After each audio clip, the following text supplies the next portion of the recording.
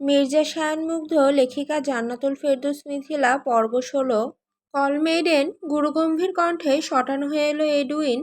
তখনই উপনিস মাথা নাড়িয়ে হাঁটা ধরল উল্টো পথে। মুগ্ধ রয়ে শুয়ে পা বাড়ায় মাহির কক্ষে।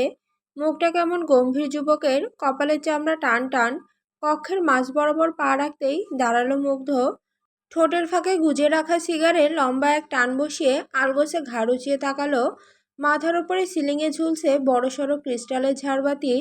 সম্মুখের সম্পূর্ণ দেয়াল জুড়ে থাকা বড় জানালাটা খোলা বিধায় সাই সাই করে বাতাস ঢুকছে পুরো কক্ষে। সে বাতাসের মৃদু দুলনিতে দুলছে ঝাড়বাতি। মুগ্ধ এক মুহূর্তে নীরবে তাকিয়ে রইল ঝাড়বাতির পানে। অতপর সময় নিয়ে ফের ঘাড় নামিয়ে হাঁটা ধরল জানালার পাশে বিছিয়ে রাখা কাউচের দিকে। গম্ভীর পুরুষ পুরো শরীর এলিয়ে বসল কাউসে। পা দুটো বেয়াদবের ন্যায় ফাঁকা করে রাখা, পিঠ ঠেকানো পিছনে। চোখ দুটো আয়েসে বুজে রেখে সিগারেট শুকটান দিচ্ছে মুগ্ধ। ঠোঁটের ফাঁক গলিয়ে বেরোচ্ছে গুনগুন শব্দ। বোধহয় গান গাইছেন তিনি। Where is maiden. গুটিসুটি মেরে দাঁড়িয়ে আছে মিলা, এক হাতে খপ করে চেপে রেখেছে জামার একাংশ। মাথা নুইয়ে রাখলেও দৃষ্টি তার এলোমেলো, গলার স্বরের অভাব।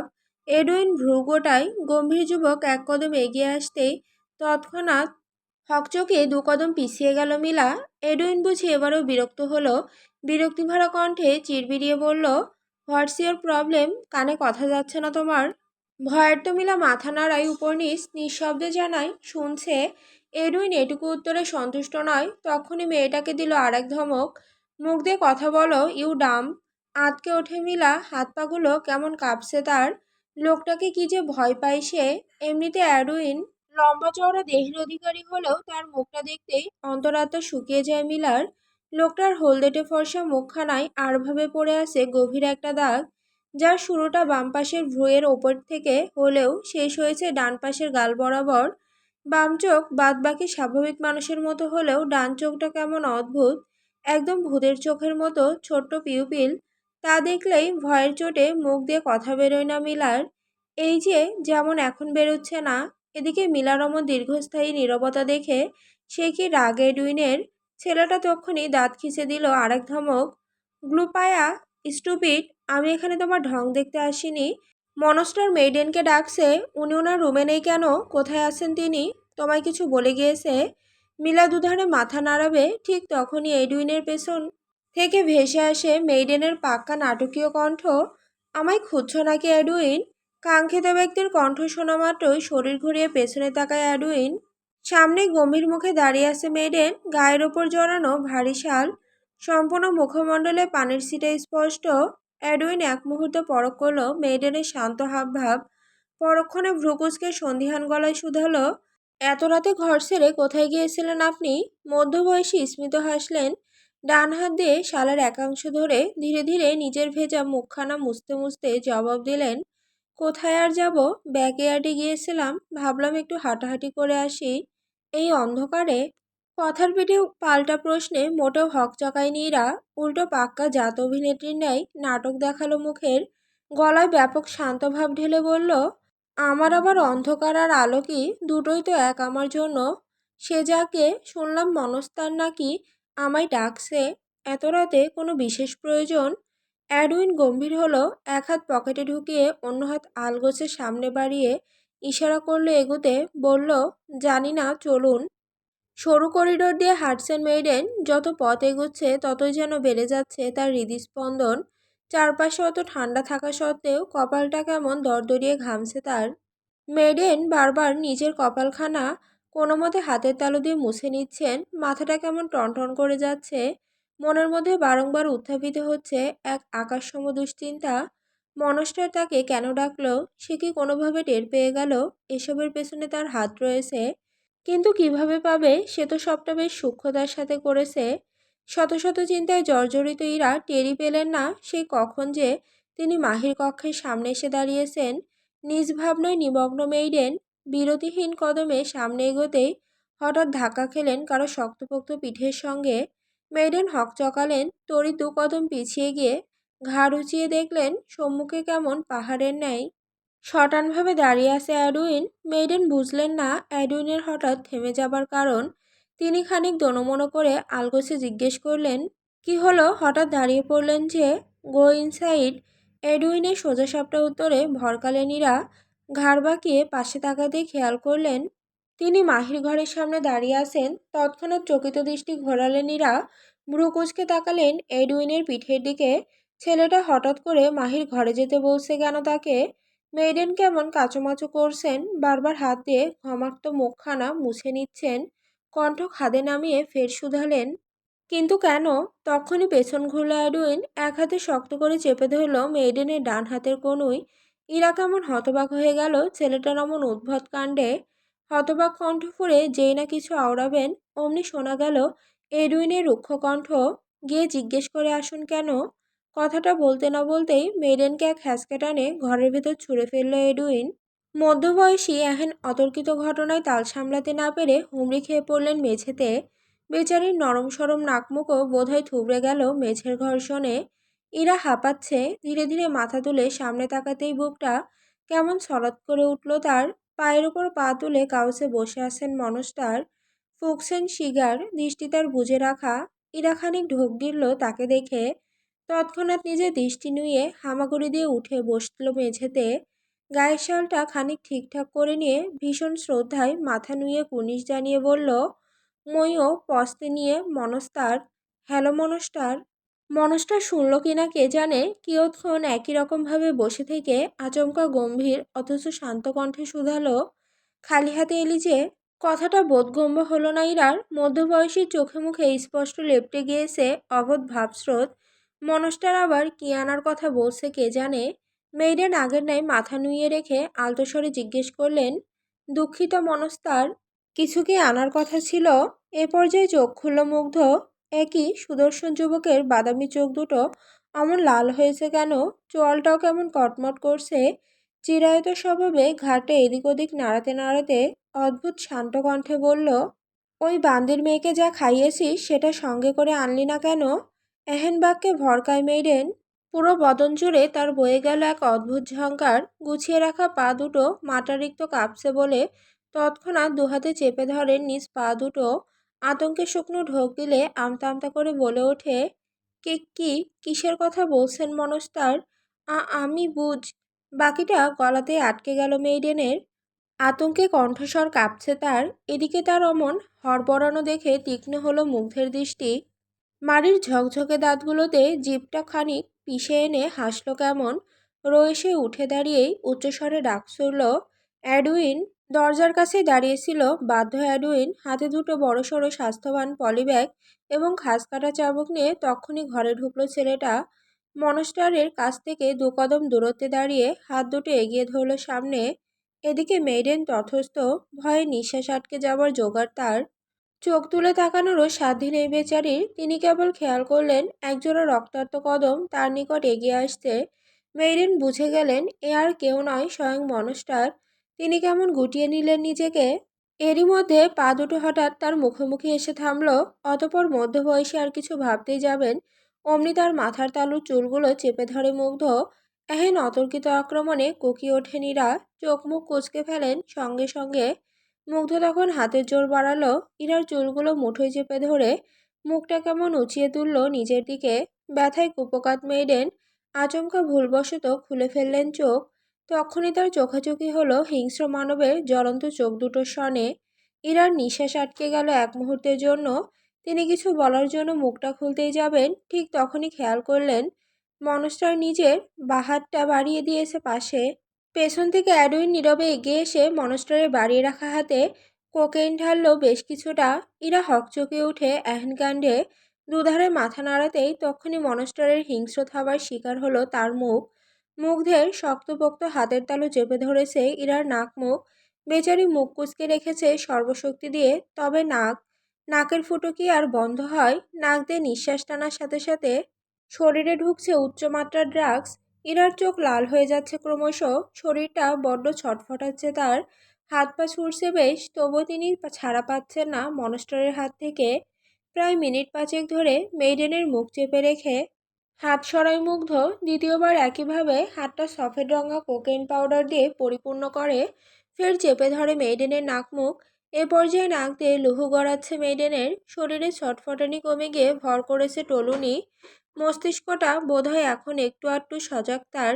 মুগ্ধ থেমেছে তৃতীয়বার পাশে হাত বাড়াতেই এডুইন এবার এগিয়ে দিয়েছে চাবুকটা।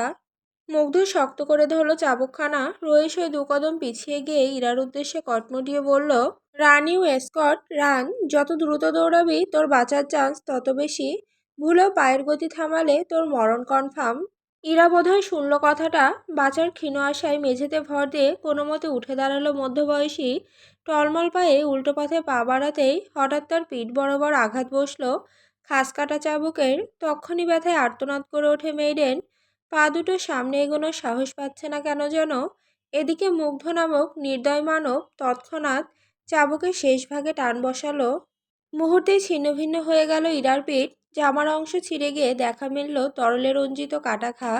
মুগ্ধ থামেনি, ফের গর্জে উঠে বলল, রান। ইরা এবার সত্যি সত্যি দৌড়াচ্ছে। টলমল পায়ে যেভাবে পারছে সেভাবে দৌড়াচ্ছে। পেছন পেছন ধীর পায়ে হাঁটছে মুগ্ধ। পকেট থেকে ফের একখানা সিগার বের করে এনে লাইটার ধরালো তাতে। মুহূর্তেই ধুমায়িত হলো মুখমণ্ডলের চারপাশ।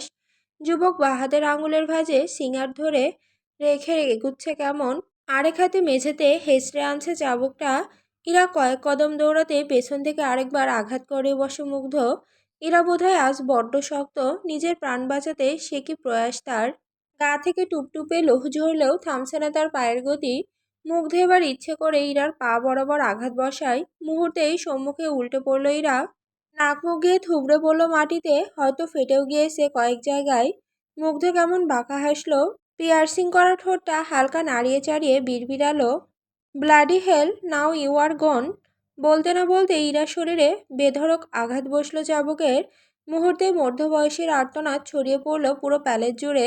নিচতলার সকল মেয়েরা কেমন দৌড় আটকে বসে আছে ঘরে। এখানকার এটাই তো নিয়ম, কেউ চেঁচিয়ে মরে যাক কিংবা মার খেয়ে বাইরে বের হয়ে কেউই এগোবে না সাহায্যের জন্য। ওদিকে 3 তলার মার্বেলের মেঝেটায় লেপ্টে গিয়েছে লাল তরলে। ইরা ক্রমশ নিস্তেজ হচ্ছে। তার চোখ দুটো প্রায় নিভু নিভু। কণ্ঠ ফুঁড়ে আর বেরোচ্ছে না আওয়াজ। মুগ্ধ তখন আলগোসে ঝুঁকে এসে এক হাতে ইরাকে কাঁধে তুলে নিল। অতঃপর করিডোরের রেলিংয়ের কাছে এগিয়ে এসে হুট করে কাঁধ থেকে ইরাকে ছুঁড়ে ফেলল নিচে। সাইকোদের ন্যায় কানের পাশে হাত রেখে শুনলেও আবার পড়ে যাওয়ার শব্দটা। সে কি বিকট আওয়াজ। মুগ্ধ কেমন বাঁকা হেসে উকি দিল গ্রাউন্ড ফ্লোরে। মেঝেতে উপর হয়ে পড়ে আছে মেইডেন। শরীরের নিচ দিয়ে ভেসে যাচ্ছে লৌহ। মুগ্ধ কেমন বাঁকা চোখে তাকিয়ে রইল কিয়ৎক্ষণ। ঠোঁট পিষে বিড়বিড় করল, হ্যাপি জার্নি। মাথায় বোধহয় 2 টন ভার জমেছে। শরীরটা বুঝি অবশ। হাত দুটো ছিঁড়ে যাচ্ছে কেমন। এক ভোঁতা যন্ত্রণায় ছটফটাচ্ছে সিড। চোখ দুটো পিটপিট করে খুলল কোনো রকম। চোখের সামনে সবকিছু ঝাপসা দেখাচ্ছে। অদূরেই বোধহয় দাঁড়িয়ে আছে কেউ। সিড তৃষ্ণার্ত কণ্ঠে কেমন ছটফটিয়ে বলল, হেই, কে ওখানে? আমায় একটু পানি দাও প্লিজ। কথাটা শেষ হওয়া মাত্রই সম্মুখ থেকে ভেসে এলো কারো ধীর কণ্ঠ, গলা সমান পানির মধ্যে ডুবে থেকেও পানি চাইছো সিড? চাইলে যত ইচ্ছা সেখান থেকেই খেয়ে নাও। কণ্ঠটা বড্ড পরিচিত সিডের। এই যে এডুইনের। সিড কেমন ফুঁপিয়ে উঠল তার কথা শুনে। ঘাড় বাঁকিয়ে নিজের আশপাশটা পরখ করে দেখল সে এক বিশাল কাচের টেস্ট টিউবের মধ্যে বন্দি। গায়ে এক চিলতে শক্তি আর অবশিষ্ট নেই। সিড কেমন অসহায় চোখে তাকালো সম্মুখে। কষ্টে জর্জরিত হয়ে বলল, প্লিজ আমায় ছেড়ে দিন এডুইন। বিশ্বাস করুন আমি কিচ্ছু করিনি। গতকাল ওই মেয়েটাই। সিডের কথা শেষ হবার আগেই ঘর কাঁপিয়ে হেসে ওঠে এডুইন। এহেন হাসির শব্দে হতভম্ব সিড কিয়ৎক্ষণ বাদে শুনল এডিনের তিরিক্ষি কণ্ঠ, আর কত নাটক করবে সিড? এবার অন্তত মুখ থেকে ওই অদৃশ্য মুখোশটা সরাতে পারো। আকাশ ভেঙে পড়ল সিড। মুখাবয়বে তার সে কি হতবাকতা। এডুইনের কথা যেন কিছুতেই বুঝে উঠতে পারছে না বেচারা। তার হতবাক কণ্ঠ ফুঁড়ে অস্ফুটে বেরুল, কি বলছেন আপনি এডুইন? মুখোশ মানে? এ পর্যায়ে কঠিন হলো এডুইনের মুখাবয়ব। হাত দুটো চলে গেল কোমরের পিঠে। শক্ত চোয়ালে জবাব দিল, মিস্টার সিদ্ধার্থ ওরফে ডানি হাইলিশ। ইউ নো তুমি নিকোলাসের খাসমখাস পার্সন, সো স্টপ প্রিটেন্ডিং নাও।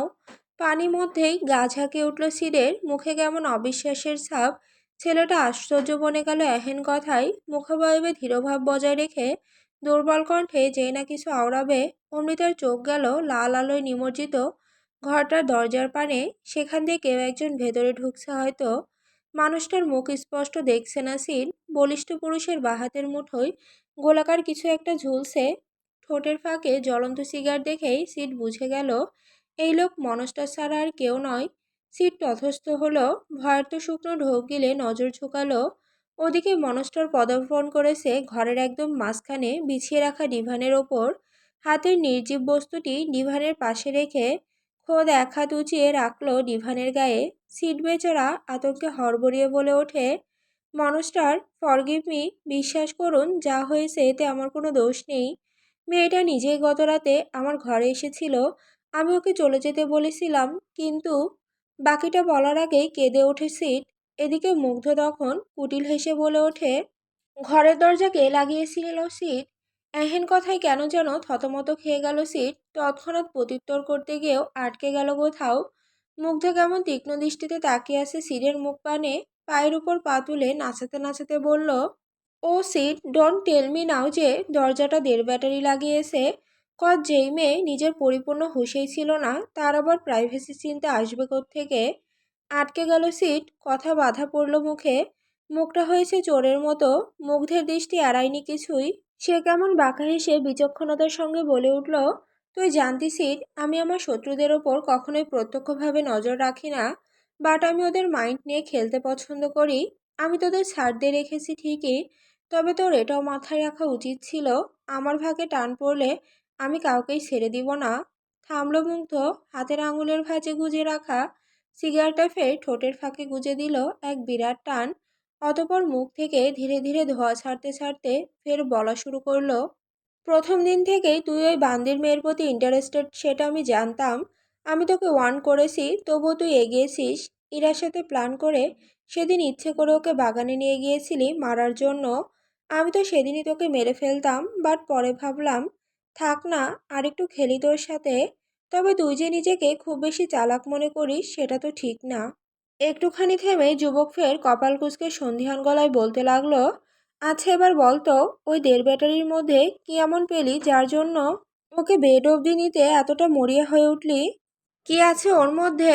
হ্যাঁ মানলাম ওর চোখ দুটো একটু সুন্দর, পাপড়িগুলো ঘন ঘন, ঠোঁট দুটো মারাত্মক, হাসলে মনে হয় নির্ঘাত কলিজা ছিদ্র করে ফেলবে।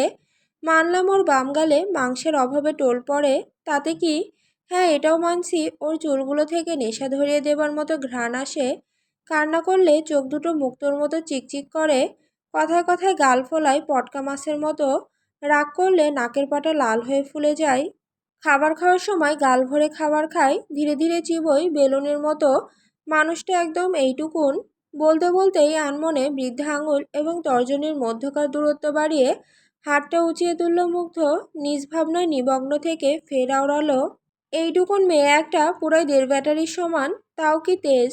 কথায় কথায় ঘাট তেরামি করে, মাঝে মধ্যে মুখ ঝামটি দিলে কপাল থেকে দু একটা চুল আছড়ে পড়ে গেলে। আনমনে যখন হাঁটে তখন দূর থেকে ওকে দেখলে মনে হয় একটা ছোটোখাটো প্রজাপতি উঠছে, একদম ছোট। এক মুহূর্ত চুপ করে রইল মুগ্ধ, ছেলেটার চোখে মুখে স্পষ্ট মুগ্ধতা। পাশে দাঁড়িয়ে থাকা অ্যাডুইন হাঁ করে তাকিয়ে আছে এবারেও।